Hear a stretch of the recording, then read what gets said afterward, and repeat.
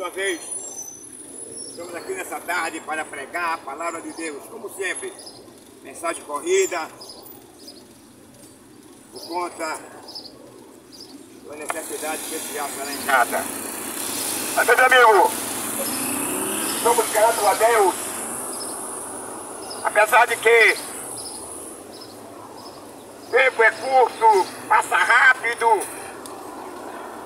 o mundo envolvido nessas fantasias, o mundo cada vez mais se distanciando da comunhão, se distanciando da bondade de Deus no sentido de absolver o homem da condenação eterna. O que nós observamos, como nosso irmão ali falara, assim como foi no dia de Noé, casava-se, dava-se em casamento. Se você parar e refletir um pouco nesse casava-se, dava-se em casamento, todavia, para que houvesse um crescimento populacional, se fazia necessário haver um ajuntamento entre um homem e uma mulher. Ele casava-se e dava-se em casamento.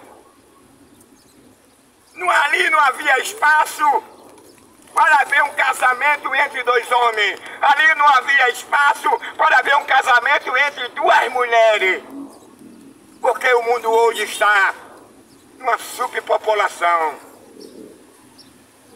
Porque na primeira geração eles casavam-se e davam-se em casamento.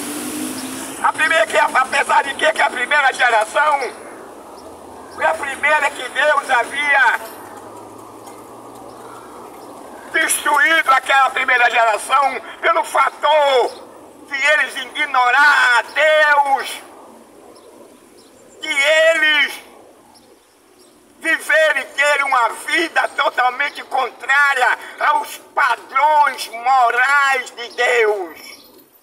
Apesar de que nos dias de Noé não existia lei. A única lei que existia naquela época era a lei da consciência. O homem veio tomar conhecimento que o adultério era pecado por meio da lei de Moisés. Mas o homem, na sua incredulidade, o homem, no abandono das coisas que proporcionava o bem-estar da família, da sociedade, eles davam uma costa.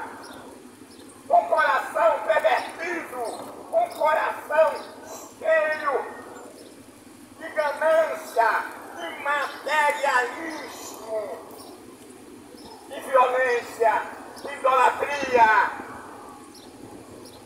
Não tinha prazer mesmo nas coisas desse mundo. Deus, naquela primeira geração, para ele não existia. Até quando Noé, ele pregava que haveria de acontecer um dilúvio, aquela primeira geração não deu crédito, não acreditaram e passaram a zombar de Noé, porque não acreditava que Deus era capaz de destruir aquela primeira geração com um dilúvio. O dilúvio era a maneira pela qual Deus haveria de punir aquela primeira geração. Não é porque Deus seja perverso, mau, mas Deus queria punir o homem, porque o homem se tornou rebelde, o homem se tornou cada dia mais iníquo, pervertia, matava, roubava, adulterava. Só focava somente na violência, na idolatria. Aí Deus chama agora Noé e mostra Noé, o fim de toda aquela geração, porque a violência chegou até a presença de Deus, e Deus agora não satisfeito com as atitudes, não satisfeito com aquele relacionamento que parava naquela primeira geração, naquela primeira sociedade. Deus ficou insatisfeito com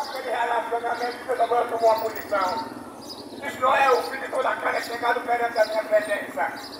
Isso denota que nós não estamos aqui sozinhos. Isso denota que tudo que nós fazemos aqui teremos resultado pelas nossas ações, pela nossa atitude.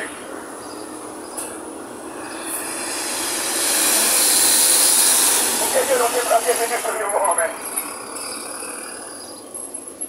Mas o que levou a Deus a tomar essa condição foi o amor, o prazer que o homem tinha neste mundo, o prazer que o homem tinha de proporcionar satisfação para Deus. O homem colocou Deus em último lugar na sua vida, na vida da sua família, na sociedade, nos seus negócios. O homem não queria dar mais atenção a Deus. O homem não considerava, não respeitava a Deus. O natureza contemporâneo não há muita diferença da primeira geração, não. O que é que nós hoje estamos vendo através da Bíblia? Pela escolha de Adão, Deus estou a pecar e a desagradar a Deus, a contar a Deus. Foi a escolha que ele fez de comer do fruto do conhecimento do bem e do mal. Quem proporcionou e tem proporcionado e tem trazido para a sociedade muitos mal, muitos males. Por exemplo, o câncer, a cegueira, o infarto. Nos anos 60, nos anos 50, nos anos 40, eu acredito que muito pouco se falava dessas coisas. Já existia injustiça, é óbvio. Já existia violência, é óbvio. Mas é de escala inferior. Mas na medida que os anos foram se passando, na medida que a geração foi passando, os homens cada vez mais se tornaram idólatras. Os homens cada vez mais se tornaram assassinos. Os homens cada vez mais se tornaram abusivos. Os homens cada vez mais se tornaram a cópia daquela primeira geração. Amando as coisas desse mundo. Amando o diabo. Ele tem prazer em ver a sociedade na condição em que hoje se encontra. E por esta atitude, por esta manifestação, por esta escolha, por esse casamento que a sociedade, que o mundo tem com as coisas deste mundo, que vem ofender a lei moral e a lei natural de Deus. E suas consequências, elas são imediatas. Pela escolha do homem. O que é que nós estamos observando? Em lugar que sobe o mundo, em outro lugar não sobe. Em lugar que o mar está recuando, em outro lugar o mar está avançando. Em lugar que está acontecendo inundações, incêndio, guerra, fome, destruição. Mas o homem está alheio. No Criador disse, a respeito da prática, no capítulo 14 de João, ele prometeu que ele iria para o praia, lá no Monte das Oliveiras, mas que ele não deixaria ninguém aqui, ninguém vazio. Ele não deixaria ninguém aqui sozinho. Ele não deixaria aqui ninguém vagando como zumbi. Mas ele prometeu ao povo que aqueles que passassem a crer nele, ele viria outra vez. E tampouco não deixaria ele sozinho. Ele enviaria o Consolador, mas ele viria um dia buscar aqueles que lavaram a sua vestidura no sangue do Cordeiro. Ele viria buscar aqueles que nasceram nele, aqueles que moldaram-se nele, aqueles que repudiaram as coisas deste mundo, aqueles que repudiaram o adultério, aqueles que repudiaram o filme pornô, aqueles que repudiaram a idolatria, a feitiçaria, o prazer de matar, de derramar sangue. Ai, se soubesse, tinha passado lá. Vivendo uma sociedade promíscua, onde o que é certo é errado, o que é errado é certo, aonde o cidadão é o marginal, aonde o marginal é um cidadão. Vivemos uma sociedade onde as mulheres são um objeto descartável. Quando Abraão, ele estava numa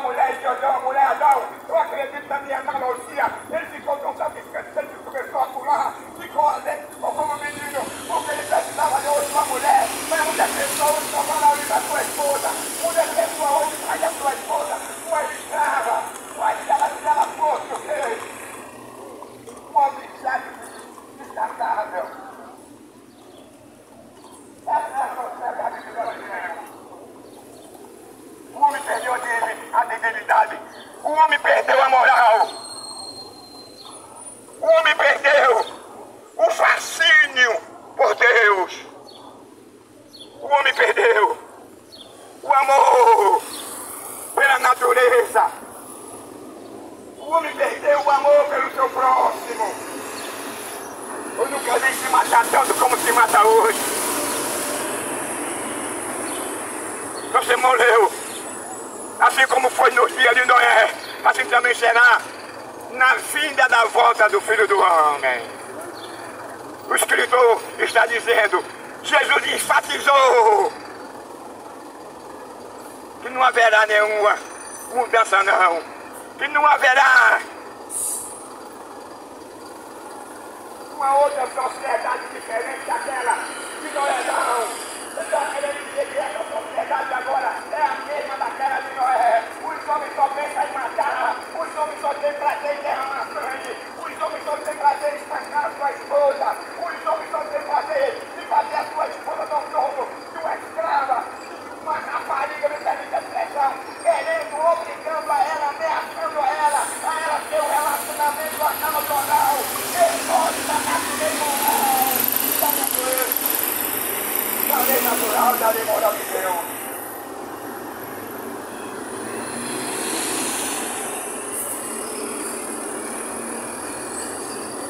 Sociedade é essa, meu amigo. Quando se permite a expressão, os tiveram respeito, uma sociedade podre, uma sociedade nojenta, quem não faz isso não vai perder ela atendido, uma sociedade que tem um vocábulo podre, uma sociedade que não respeita mais a pureza do casamento. Sabe o que é respeitar a pureza do casamento? É quando você conheceu uma moça, você não pode esbarrar com ela, você não pode levar a sua namorada para o motel, você não pode usar o ano nem a boca das suas noivas antes de você se casar com ela. A Bíblia diz venerável depois do matrimônio sem nada. Então Deus já quer o indivíduo antes de se casar, ele tenha ou ela tenha o maior respeito pela sua noiva, pela sua futura esposa e pelo futuro esposo. Quando os namoros de hoje, o cara começa agora se ligando com a sua namorada na cama, já leva agora sua namorada para o motel, e ele começa a ter uma relação com ela na praia. A praia hoje virou um motel. Onde é que está agora a pureza do casamento? Como é que amanhã você vai ter de sua esposa de respeito? Como é que você vai ter que amanhã os seus filhos vão lhe respeitar? Que você já começou mal, você já começou errado, você já começou dentro essa impureza, essa nojeira, essa imundície, essa falta de respeito da lei da pureza.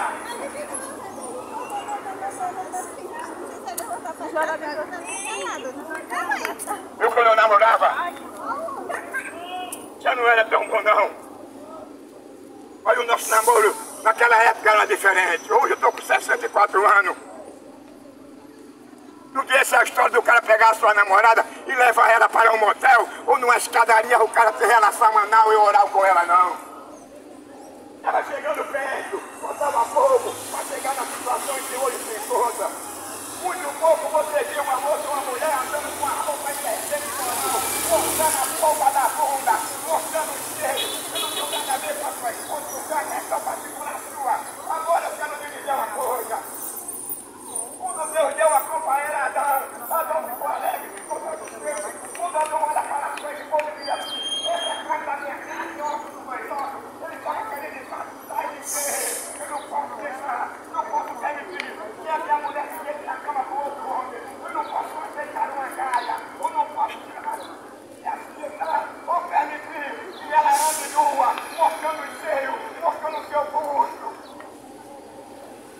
Porque ela é minha. Ela é minha, ela é só minha, ela pertence só a mim. É carne da minha carne e óbvio que eu gostou.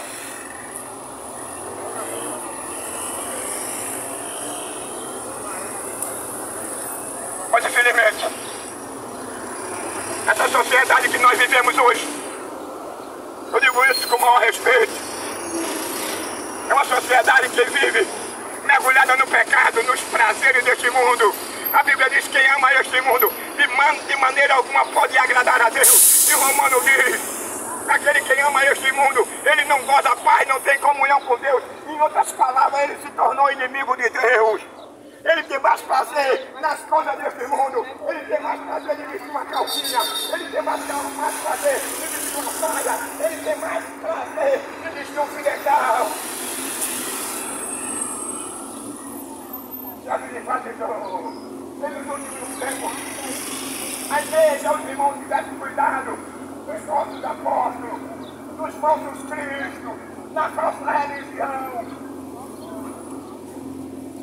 Religião não salva ninguém. Religião, ela pega e separa o homem de Deus. A religião só tem um objetivo, é o seu dinheiro. A religião não está aqui para você. E Paulo diz o seguinte: tenha cuidado para que você não seja presa de homem algum. Porque quando apareceu essa denominação, na Bíblia, no capítulo 23, Jesus olhou para o templo e disse que não ficaria pedra sobre pedra, que não seria derribado. Logo, Deus estava colocando um vínculo com o sistema religioso. Deus não estava mais satisfeito com o dinheiro, porque seria uma maneira de você se moralizar, uma maneira de você tirar do miserável, pobre trabalhador, o único centavo que ele tem.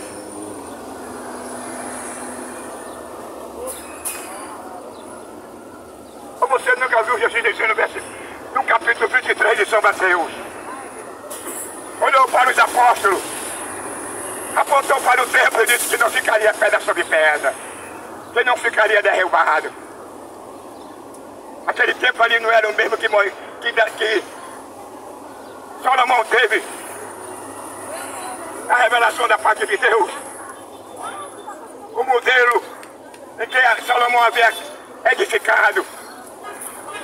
Deus agora estava cortando o vínculo com 4 paredes, com tijolo, com areia, porque ele sabia que dentro de 4 paredes você seria manipulado, você se tornaria escravo, você se tornaria explorado por aquele indivíduo que se apresenta como pastor, mas na verdade ele é um mercenário. No capítulo 10, o versículo 10, Jesus faz uma metáfora e observe que o texto e o contexto só fala de pastor. E Jesus disse que os primeiros que vieram de mim são ladrões e salteadores.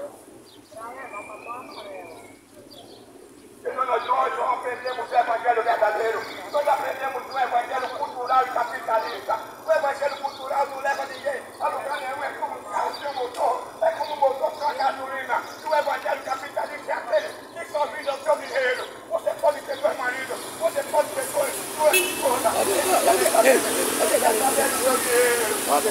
ele quer encher o bolso dele, é o dinheiro dele. Ele quer andar de carro importado, ele quer andar de carro blindado, é de segurança.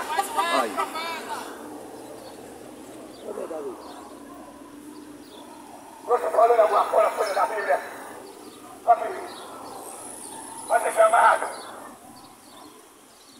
Paulo disse: eu quero que todos os homens honrem em qualquer lugar. Aquele encontro de Jesus com a mulher, aquela mulher de Samaria, ela disse para Jesus: olha, tu és judeu, como pode tu ser judeu me pede de beber, me pede água? Porque havia uma insatisfação, havia uma separação entre os gentios e entre os judeus. Aí Jesus olhou para aquela mulher e disse assim: se você conhecesse aquele que a quem te pede água, não pediria só. Aí ela olhou assim para Jesus. Aí Jesus agora entrou na história, resumindo por causa da hora, aí Jesus agora entrou na história dela. Mandou ela chamar o marido. Aí Jesus disse: ó, tu tivesse 5, e esse último que tu tem não é teu. Senhor, o nosso pai nos ensinaram, aí eu estou entrando agora acerca do templo, que o lugar da adoração seria nos montes, e lá no templo. Aí Jesus disse: olha, agora vem dia que agora que os verdadeiros adoradores me adorarão em espírito e verdade. Ele não tem fico com o templo. Jesus não tem fico com 4 paredes.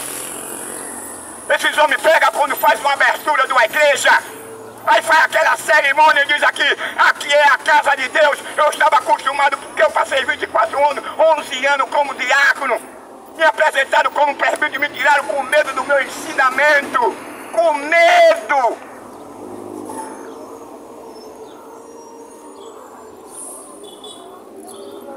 Me lembro quando eu trazei pastor Zé Leôncio, ainda. Estava outro pastor também, presidente, fazendo aquela cerimônia da inauguração do Templo do Alto do Brasil. E ele agora começou a dizer que aqui ali era a casa de Deus, como Jacó se falou ali na escada. Aqui não é outro lugar a não ser a casa de Deus. Se é a casa de Deus, por que ele mandou derrubar uma igreja agora? É a casa de Deus. Capítulo 3, versículo 15. A casa de Deus, a morada de Deus somos nós. Não, a pessoa não tem. Olha, não dá pra ter paciência, não. Não sabem vós que o templo de Deus são vós, que o Espírito de Deus habita em vós, agora é condicional. Para que o Espírito Santo ele habite no homem, é preciso você abandonar o adultério, é preciso você abandonar as coisas desse mundo.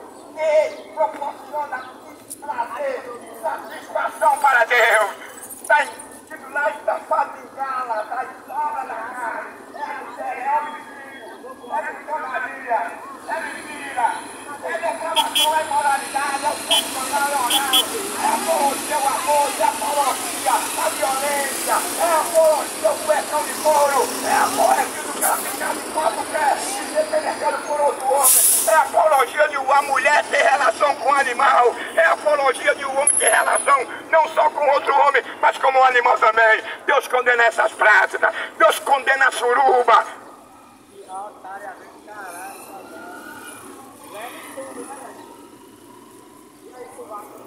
Nós não dá por causa da hora, não dá mais tempo. Corrido. Por conta da hora do cachorro para sempre ser vacinado. Mas eu acredito que um dia, não estou pedindo a morte dos meus cachorros não. Você vai me dar mais tempo para eu pregar. Com mais estética, né, irmão? Pregar mais pausadamente. Apesar que eu não sou um grande pregador. Agora eu tenho uma coisa. Para que você possa ser absolvido. Para que você possa passar da condição de criatura para filho. Abandone, repudie. Passe pela nova região. Pelo novo nascimento, passe pela regeneração. Não faça apologia à ideologia de gênero. Não faça apologia ao cuecão de couro, uma saia, um fio dental. Aceite Jesus. O homem transformado, a coisa muda na sua vida. A Bíblia diz que as coisas velhas se passaram e tudo se fez novo. Como e quando isso acontecerá na vida do homem? É quando ele reconhece que é um pecador. É quando ele deixa que Cristo reine no seu coração.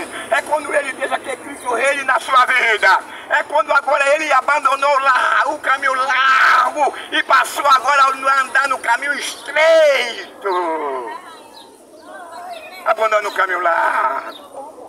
O caminho largo levará muito à perdição. O caminho largo fará com que você ignore as leis moral e as leis natural de Deus. O caminho largo vai fazer você ficar de quatro e ser penetrado por outro homem. O caminho largo vai fazer você vestir um cuecão de couro, uma calcinha e um fio dental. Esse é o caminho largo. Você vai ter prazer em matar. Você vai ter prazer em roubar. Você vai ter prazer em tirar a vida. Você vai ter prazer de ser homem, de prevaricador. Já vivendo em uma cidade, um país, onde aqui estamos de férias baratas, sem mandar o cartão. É uma clínica, é um estado, é um país. Você tem medo de sair de casa para ser assaltado, porque onde é que está o nosso governador? Onde é que está o nosso político? Onde é que está a nossa autoridade? Sair de uma assaltado, sai de casa para pegar o seu carro, pega o seu carro, pega a sua moto. Pega o seu dinheiro, pega o seu salário, pega a sua vida, a sua esposa é estrupada e o cara sai pela estrada e sala de custódia. Que Deus nos ajude, que Deus nos abençoe. Essa palavra é boa. Hoje ela pode ser para você dura, ela não pode ser bem vista, bem recebida na sua vida, mas poderá chegar um dia em que ela poderá fazer uma transformação no seu coração. Ela poderá fazer com que você reconheça que essa verdade, a verdade é que liberta, a mentira não liberta, mas a verdade liberta. E a sã doutrina, no capítulo 2, versículo 32 até o 35, prova isso. Enquanto existia em si o verdadeiro ensinamento, enquanto existia o verdadeiro evangelho, a Bíblia diz que nada entre eles não eram orgulhosos. Eles tinham tudo em comum. Eles repartiam, estavam juntos, estavam em comunhão. E não havia necessidade algum entre eles, porque eles não depositavam dinheiro no bolso dele, nem no banco, para enriquecer a ele e a família dele. E ele viver bem, e a igreja comer ovo com cuscuz seco. Amém.